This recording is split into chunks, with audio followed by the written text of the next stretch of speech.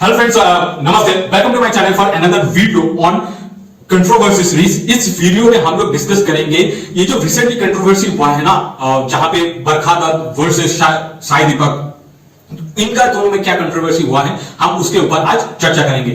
एक चर्चा शुरू करने से पहले मैं एक चीज बोलना चाहूंगा या अपने दर्शकों के साथ शेयर करना चाहूंगा, वो है कि ये जो कंट्रोवर्सी क्रिएट हुआ है ना, तो वो कंट्रोवर्सी क्रिएट हुआ है बिग बियर बाइसेप। उनका वो चैनल का नाम था रणवीर अल्लाहबादिया। हो सकता है कि मैं चैनल का नाम थोड़ा गलत हो गया, तो please excuse me for this. तो रणवीर अल्लाहबादिया का जो चैनल था, उस चैनल में उनका जो इंग्लिश चैनल था, वो प्लेटफॉर्म में ये कंट्रोवर्सी क्रिएट हुआ था। और तो आज हम लोग इस वीडियो में इस कंट्रोवर्सी के ऊपर थोड़ा बात करेंगे। तो फिर चलिए स्टार्ट करते हैं।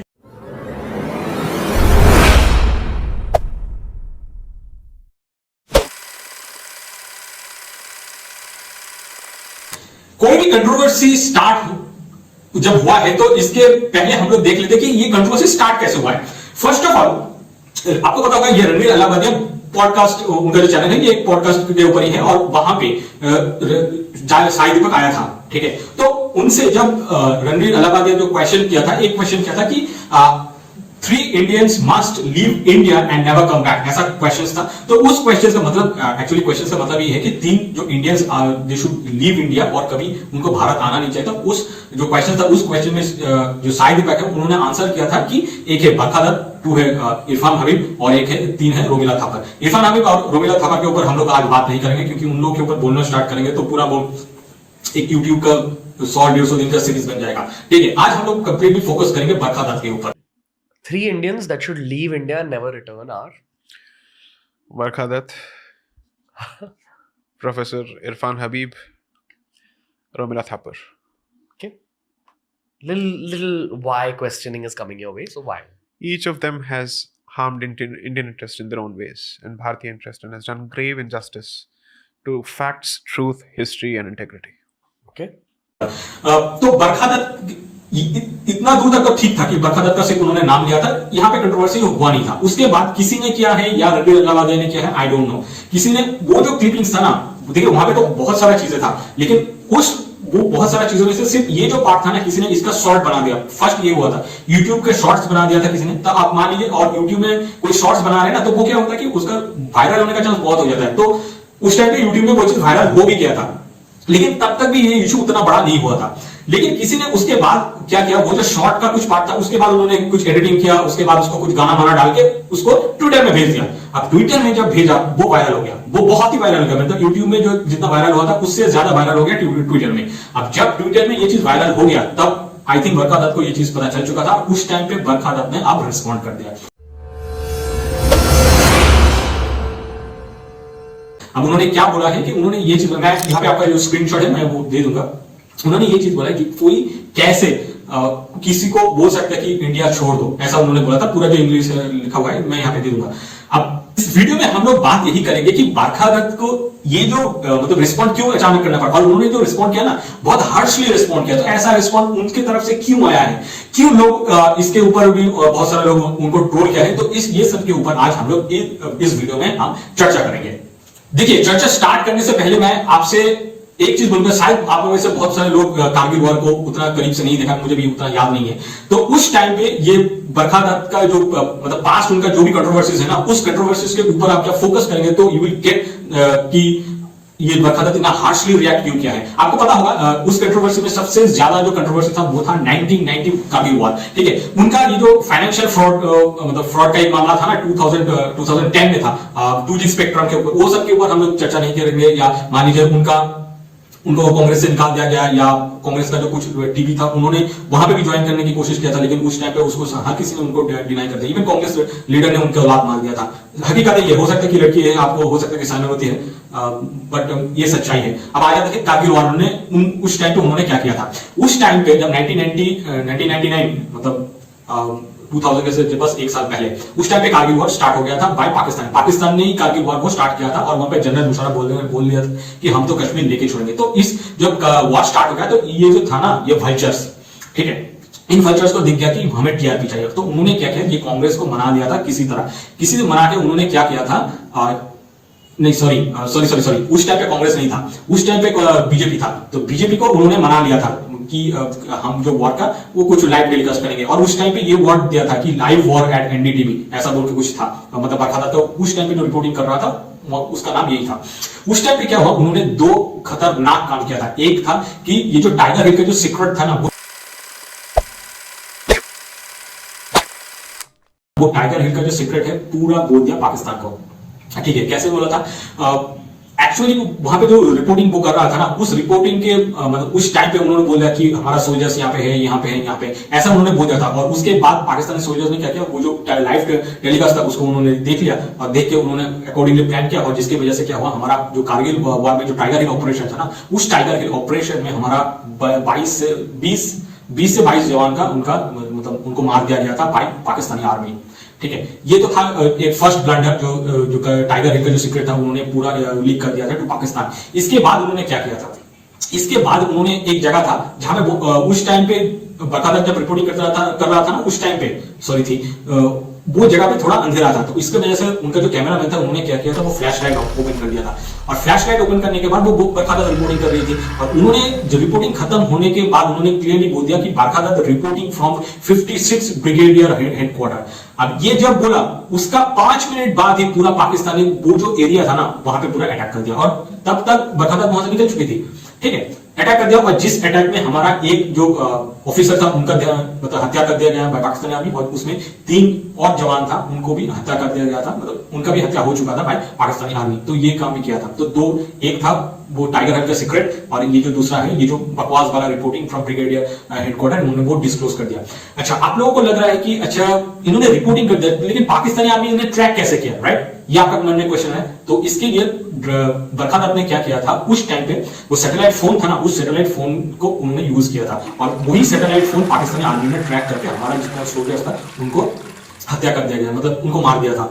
और अच्छा, उस टाइम पे और एक आइडिया देखिए, आर्मी ऑफिसर्स वो लोग कोई सैटेलाइट फोन कैरी नहीं कर सकता। उस टाइम पे ये मतलब रूल्स था कि इसका रीजन यही था कि सैटेलाइट जो फोन था ना उस टाइम पे तो उतना टेक्नोलॉजी उतना एडवांस नहीं था। तो उस टाइम पे आप मान लीजिए कोई सैटेलाइट फोन कैरी कर रहे हैं ना, तो उसका मतलब है उसका जो ट्रैकिंग से, या मान लीजिए उसको मतलब ट्रैकिंग का मतलब है उसको आप ट्रैक कर सकते हैं सिंपली।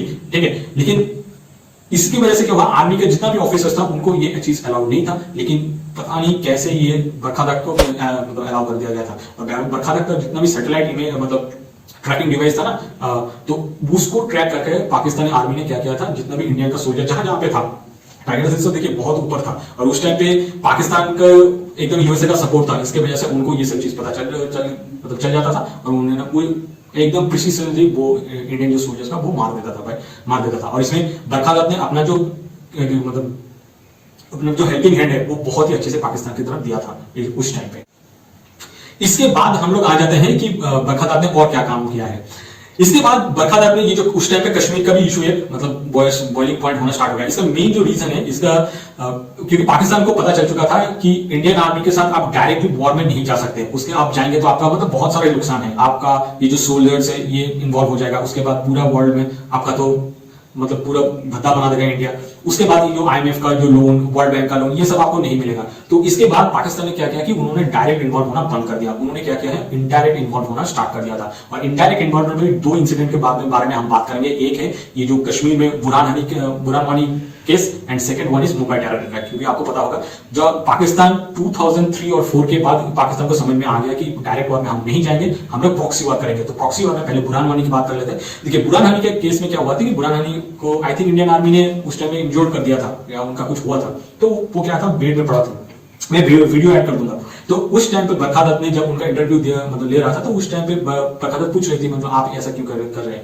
तो बुरहान वानी उस टाइम पे बार-बार ये चीज बोल रहा है कि I am doing it for Islam, I am doing it for इस्लाम। लेकिन बरखादत ने वो बार-बार चीजें बोल रहा है कि नहीं, you are doing it for Kashmir. मतलब बुरहान वानी जो खुद कर रहा है वो बोल रहा है I am doing it for इस्लाम, और जो बरखादत जो टीवी मतलब जस्ट एक इंटरव्यूअर है और वो इंटरव्यू ले रहा है, वो बोल रहा है you are doing it for Kashmir. ये दोनों चीजें एक दूसरे को कंट्राडिक्ट कर रहा है। तो ये एक इंसिडेंट हो गया। बुरहान क्यों पसंद था? ताकि वो हमारे मजहब के लिए लड़ रहे थे, मजहब के लिए? हाँ, इस्लाम के लिए। इस्लाम के लिए लड़ रहे थे, कश्मीर के लिए लड़ रहे थे? इस्लाम के लिए, कश्मीर के लिए भी, इस्लाम के लिए। उसके दिल में है ला इलाहा इल्लल्लाह मोहम्मद रसूल। उसके बाद मतलब सोचिए जो एंटी नेशनल एलिमेंट्स है, उस एंटी नेशनल एलिमेंट्स को पूरा क्लीन चिट देता था ये बरखादत। इसके बाद अगेन में हम आ जाते हैं कि सेकंड जो पार्ट है वो है second part of proxy war, वो है Mumbai attack. Mumbai terror attack में आपको पता होगा ये जो ताज होटल में अटैक हुआ था टाटा के, तो वहां पे क्या हुआ कि जब वो अटैक हुआ था तो उस टाइम पे 19th फ्लोर में एक बंदा था जो इंडियन आर्मी को बहुत सारा चीजों के बारे में बोल रहा था, या टेररिस्ट का जो मूवमेंट है ये सब चीजों के बारे में बोल रहा था।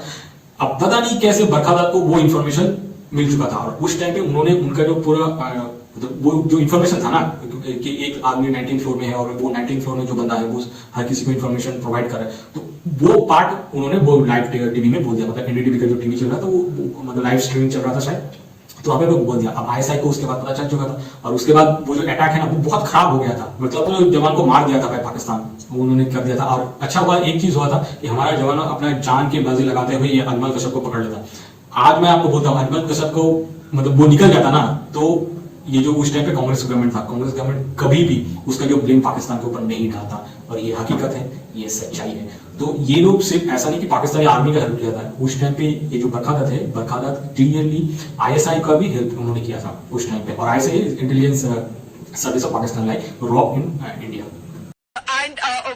Vishnu, I've been talking to some people inside the hotel. I managed to make a phone call to somebody who's staying on the 19th floor. He has confirmed to me that a grenade explosion has taken place within the hotel in the last 15 minutes. In the last 15 minutes. Remember, there was firing here 30 minutes ago. We are not clear on the number of terrorists who are still inside. We are told that there are 3 to 4. We are also told by our sources that at least 5 Israeli citizens have been taken hostage. The 19th floor on which my source is staying is a floor on which the terrorists are active. They are setting off grenades inside the hotel. But as we just told you, the Rapid Action Force, there are 3 kinds of deployment here. The Rapid Action Force, the NSG commandos and the military commandos, they've just been reinforced here, and we are told that they will be entering this hotel at any point. Let me just step back and तो यही सब जो reason था जिसकी वजह से बरखादत को बहुत ही ट्रोल मिला है। इसके बाद हम लोग आ जाते हैं कि बरखादत ने हार्श रिस्पॉन्ड क्यों किया, उनको ऐसा क्यों लग गया कि उनके बारे में ये सब एक खराब चीज चल रहा है। द मेन रीजन इज उनका देखिएगा एक यूट्यूब चैनल है मोजो स्टोरी, और वो अपने आप को ऐसे पोर्ट्रेट करता है ना कि मान लीजिए इंडिपेंडेंट जर्नलिज्म है, वो इंडिपेंडेंट जर्नलिज्म नहीं है, ठीक है। इंडिया में स्पेशली देखिएगा कि जो लोग इंडिपेंडेंट जर्नलिज्म बोलते हैं तो वो लोग either they are funded by China और they are funded by deep state of USA, ठीक है। आपको पता होगा ये रिसेंटली एक कंट्रोवर्सी हुआ था न्यूज क्लिप का, वहां पे क्लियरली बोला गया था कि एकदम नाम लेके बोला गया था कि ये लोग चाइना के लिए काम करता है, और उसके बाद आप देखिए चाइनीज गवर्नमेंट ने एक बार भी इसके ऊपर रिस्पॉन्ड नहीं किया, क्योंकि चाइना गवर्नमेंट को पता है चीजें, और चाइना गवर्नमेंट सिर्फ इंडिया में ये काम नहीं करता है, ये काम करता है अफ्रीका में, यूरोप में, लैटिन अमेरिका में, यूएस में, हर जगह वो करता है। अदरवाइज मान लीजिए इंडिया के बारे में ऐसा आप मतलब मान लीजिए एक चीज आरोप कर रहे हैं ना, तो उसके बाद government of India will respond, ठीक है। लेकिन आप मान लीजिए चाइनीज है उसको कोई फर्क नहीं पड़ता, क्योंकि ये जो अभिषेक शर्मा है या आप मान लीजिए ये है इसका क्या नाम है ध्रुव राठी, अभिषेक शर्मा, ध्रुव राठी, ये जो रवीश कुमार, आकाश बनर्जी, ये सब दे आर डिस्पोजेबल। जब इन लोगों का खत्म हो जाएगा काम तो ये लोग मतलब चाइना क्या करेगा, इनको लात मार के फेंक देगा, कोई और किसी को पकड़ लेगा। यही चाइना का पॉलिसी है, यही चाइना का बिजनेस मॉडल है, and this is how they works, ठीक है। और बरखादत उस टाइम पे रिस्पॉन्ड क्यों किया, क्योंकि वो बार बार बोलना चाहता था कि नहीं हम लोग ऐसा नहीं है, हम लोग इंडिपेंडेंट है। मैं आपको अगेन बोलता हूँ कोई इंडिपेंडेंट नहीं है, ठीक है। ये लोग either they are on payroll of China और payroll of deep state of USA, यही एक रीजन था।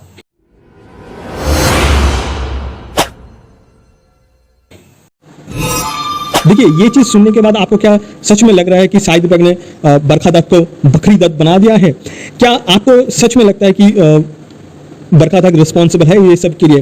और आपको ये हो सकता है कि बरखादत के ऊपर कुछ इन्वेस्टिगेशन होगा, या मान लीजिए उनको सलाह के पीछे ढकेल दिया जाएगा, ऐसा उनके साथ कभी भी कुछ नहीं हुआ। उसके बदले में क्या हुआ है कि उनको कांग्रेस गवर्नमेंट के द्वारा पद्म भूषण से आभूषित किया गया था, और वो अभी भी एक यूट्यूब में बैठ के ये प्रोपेगेंडा अभी भी वो सेम चीज चला रहा है। नाउ अब आ जाते हैं जो लास्ट पार्ट में कि रणबीर अल्लावालिया ने ये क्वेश्चंस क्यों किया उनका प्लेटफॉर्म है टू शाहिद दीपक। ये एक बहुत क्वेश्चन मतलब बहुत ही बड़ा क्वेश्चन है। इस क्वेश्चन का हम आंसर किसी और दिन ढूंढेंगे। Thank you guys for watching this video till the end. आपसे मुलाकात होगा नेक्स्ट वीडियो पे। Till then bye bye, good bye.